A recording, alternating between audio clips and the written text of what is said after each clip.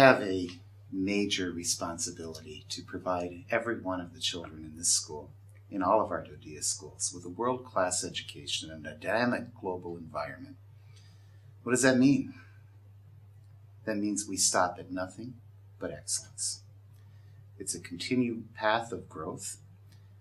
The one thing I can say that we did here, right from the onset when I arrived, is I did not wait for the first year before asking difficult questions. The very first year, we began looking at the data.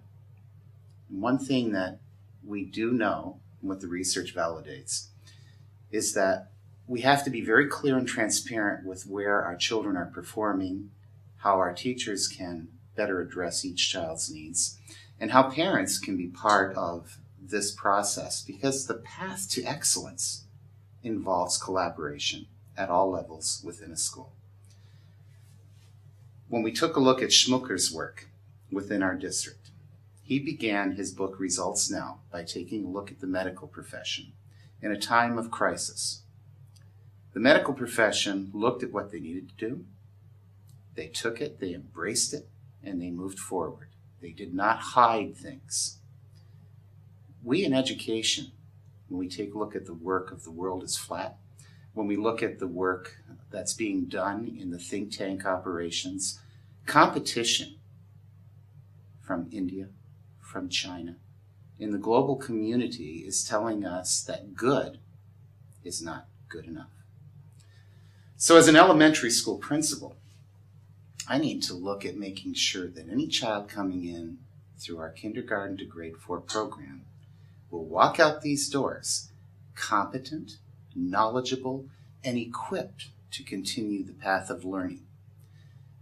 We have an obligation. We are serving our nation's warriors.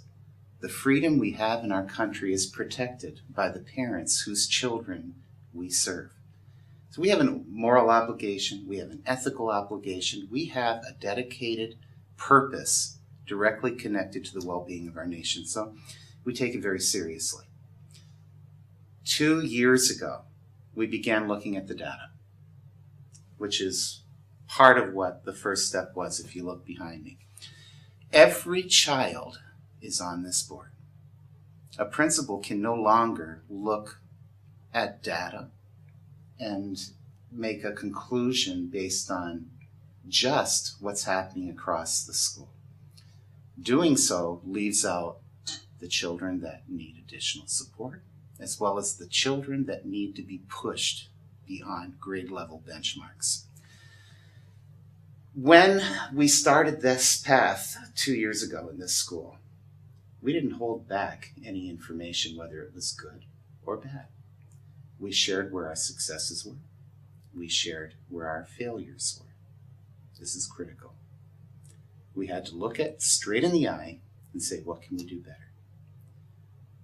So we took a look at what was needed in the classroom. We accessed the research. We provided the support.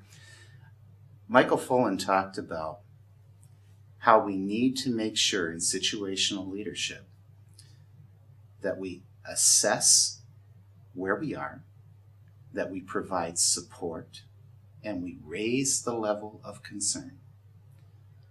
What we did here brought data to a child's name. This is front and center with everything we're going to do in this school. In our district, we have a vision that is shared by every one of the schools. So if we are going to be standards-based, data-driven, and student-focused, it has to be more than words. It has to go down to every child in every grade so that decisions can be made to make that kind of support. A reading program without guided reading puts children in danger of being taught something that they can't understand because they don't know the meaning of the words. It's very clear when you look at gradients of text, every child needs to be reading at 95% accuracy with the word vocabulary knowledge base in order to understand what they're doing. So to teach reading without a guided reading component is to put children in a place where they cannot succeed. Or to put children in a place where, I know all those words, this is boring. We have to raise the bar. We raise the bar by making sure that what we are doing in the classroom is across a range, and that we provide every child with the skills he or she needs to continue to make self-improvement. It is a partnership.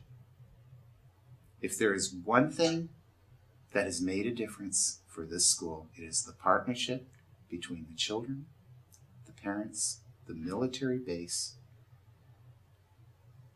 that directly supports every child's success. When we have children deployed, and the military will send in volunteers who themselves have been deployed to help support children of deployed family members. And those volunteers can talk about, well, what was it like to live in Afghanistan? What was it like? How dangerous was it? Is daddy going to be okay? Is mommy going to be okay? That puts children at ease. If you can put children at ease, they can focus on their learning. And we have an obligation to make sure for every deployed parent that their child is at ease so that they can learn. Our future depends on this kind of cooperation.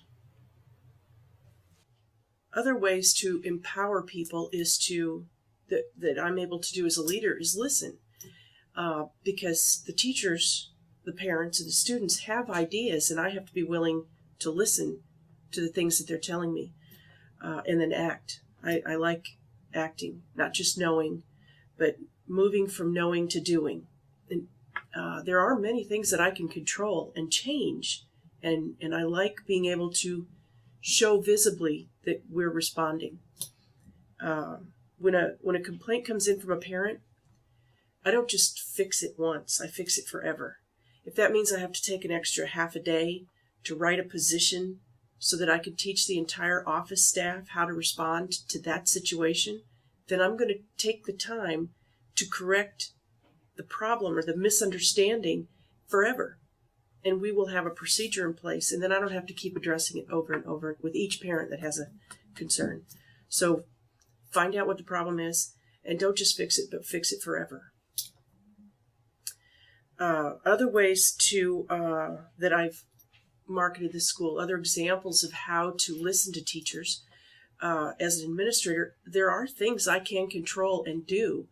The teachers were telling me that we were interrupting their classes all the time. And if our primary mission is teaching and learning, and we've got to do what's good for kids, I have to stop interrupting. And it isn't just me, it's the parents, it's the other people in the building that are interrupting classes, all for good reason. But we looked for a way that we could show a visible difference. I put a sign up out on the door that I would not allow the interruption of any class for any reason except student checkout. We had parents coming in and they were they wanted to deliver the lunch personally. Well, that's great, but you're going to have to wait between classes because I can't stop the learning in that class so that you can do something really nice for your kid. And they're understanding when we tell them, it isn't just about your child. That child is in a classroom and learning and teaching is happening, and we can't interrupt that flow. And we've gotten complete parent support, and the teachers are telling me they've seen a huge difference. So I believe that's going from knowing there's a problem to doing something about it and letting people know that, or letting them see that this is a visible difference. And as far as marketing that, I do it in such a way that I let the parents know this is the problem, this is our solution, and please work with us on this. As a leader, I need to teach people, that includes the students, the teachers, and the parents, how things are done, because every school is different. I have a sign on the front door that says you are entering a learning environment, and we live that every day. So my expectation is everybody's in the classroom when the bell rings, and 3 minutes later, they're moving to their next classroom, and then they get started. I have calculated that in a school with a daily schedule, 180 days, if you lose 1 minute of instruction, that equals 3 hours of instruction over the course of a school year. So 1 minute's important. That's a lot of lost time. And I've shared that with everybody, the kids, the teachers, the parents. We can't waste 1 minute. We got to get busy, and we got to take care of our primary mission, which is teaching and learning. And in order to meet that mission, we have to know how to behave in multiple situations. We have to know how to walk down the halls. We have to know that when we're in the classroom, we don't have our head down, we're not sleeping. And at the end of a class, the teacher knows that we don't have kids lined up at the door waiting for the bell to ring, because that's lost time. So I just think that you're clear with your expectations. You're clear with what you expect people to do. You teach people how to do that, and then they know how to behave in this environment. All constituents, everyone. And then, although a kid sitting in a class behaving and looking at the teacher and acting out how to learn, or that they're learning, they may not be fully engaged, but they know what the behavior looks like. And then our challenge is, how do we fully engage them so that there's exceptional teaching and learning? But in the absence of even knowing what a learning environment looks like, how are they going to know how to engage and behave? Same thing, teachers in a meeting, teachers with parents, responses on emails. We create a lot of our own problems simply by the answers that we give to people. Our messages can't be lost in the delivery of our messages. And so I've taught teachers how to deliver messages that stay on point and don't add a bunch of emotion or judge a parent, because then all the parent will see is the judgment and they'll miss the message. And then all the teacher is going to do is defend the message. Or not the message, the way the message was written. So if we can learn how to get our messages across without judgment and without sarcasm, then parents will see the message, and we can work with the problem and not the way the message was delivered. That's been a big transformation, is we're not creating our own problems with the way we say or send our messages. And so we've gotten a lot of goodwill with parents because we don't speak disrespectfully. It's a culture, climate, and they're more willing to work with us because of the way we treat them respectfully.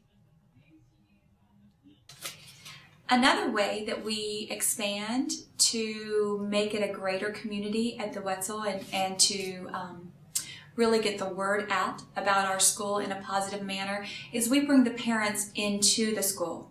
It's very easy for parents to maybe get confused about what's happening in a school community and not really have a good understanding of what's going on. We, as educators, we tend to use a lot of education jargon and we talk to each other and talk to the parents expecting them to know exactly what it is we're talking about. And so one of the ways that we have marketed our school and established a greater community with our parents is we've set up a few month programs that we use to help the parents really establish a sense of community. One of the programs that we've established was the Parent Chats. It's a coffee and craft time, and this is a year where many of our soldiers are going to be deployed, and we found that our students who struggle the most have parents who stay in the houses and don't really reach out to a greater community. When they're in a time of stress, sometimes they reach in rather than reaching out. And so we wanted to really set up that comfortable, cozy environment here within the school where the parents can come. They do a craft together, they have breakfast and coffee, and they chat about whatever it is that may be on their minds at that time. The conversations always go to discipline for their children constantly, because everybody's always looking for a better way to help their students manage their behavior in a more appropriate manner. And so from those parent chats, we've established many behavior management type classes for the parents that have happened at least 3 times this year already. And this morning, actually, we had a parent chat going on, and the parents are eagerly awaiting an opportunity to do that again. Another way that we reach out to our community and form those positive relationships and market our school appropriately is through our monthly Lunch and Learn session. And the Lunch and Learn sessions are very different from the parent chat. The parent chat is very informal. We have a broad topic, and we allow the parents to completely run how those conversations are going to go, because we want to get at exactly what their needs are. With the monthly Lunch and Learn, it's more driven by us as the professional educators. That's how we get our message across about our school improvement plans, interventions that we're using within the school, and then also strategies that we want the parents to be able to use and be able to use effectively with their students at home. There are times when the parents let us know, hey, can you give us some more strategies for reading? Today we're having one focused primarily for early readers and how to help your struggling reader become a better reader. And during that, we have our professionals within the school share those strategies with the parents, and then also the parents have an opportunity to share with each other ways that they've helped their child be successful. And so that's really the biggest thing that we do in focusing and making it a community. We want it to be a community of learners. As a community of learners, we want to focus all of the information that we have about our students into making the most appropriate decisions for them, instructionally and in the environment, the way that we set it up within the school. And so one of the things that we have done this year is we've created what we call a sacred block of time. That's 1 hour of prime instructional time in the morning where nothing happens in this school except for a direct, specific learning activities going on for each and individual student. And during that sacred block of time, we have established academic coaches. And an academic coach at Wetzel is anyone who is not a regular classroom teacher. A regular classroom teacher has a kindergarten class assigned to them, or first, second, third, fourth, fifth, sixth grade class assigned to them. All of the other professional educators in the school, our ET, our information specialist, our coach, our art teacher, our music teacher, everyone else within this school is what we call an academic coach. And during that sacred block of time, those academic coaches meet with the teachers. We look school-wide at data, at pockets of where we need more intervention and more support. And we also look at specific teachers and their personalities, how they work together, how they can build upon each other's strengths. And we take those academic coaches and they go into the classrooms to co-teach with the teachers or to pull small groups of students out that need some individual skill building. It's been a very, very successful program for us. Just since the implementation, at the beginning of the year, we had over, I want to say 65%. I think that's the number. 65% of our students, our total population, first grade through sixth grade, were below standard in all academic areas. That's significant. And we knew that we had to do something outside of the box to meet that need. And because we work in an environment where all the teachers are working towards learning more and trying to grow as professionals, we decided to respond to that through the academic coach program. And I'm very happy to say that now we have 111 students out of the 160 that we're talking about right at this point who have made it to at or above the standard. And we have another 50 who are so close, it's just going to take another little bump. We also have some real great success stories. We have some students who within a half a year have made 2 or 3 years of academic growth just because of these specific targeted interventions that we have created. And if you want to talk about marketing a school, that's the way you do it. You make sure that that school is focused on what's best for kids. And if you are, all of your decisions and all your interactions with teachers, students, and parents are focused on how your child is going to be successful, and everyone believes, and the parents know, and the kids know, that it doesn't matter where you come to us, whatever it takes to help you be successful is exactly what we're going to do. And that's what really markets a school and helps you become that center in the community.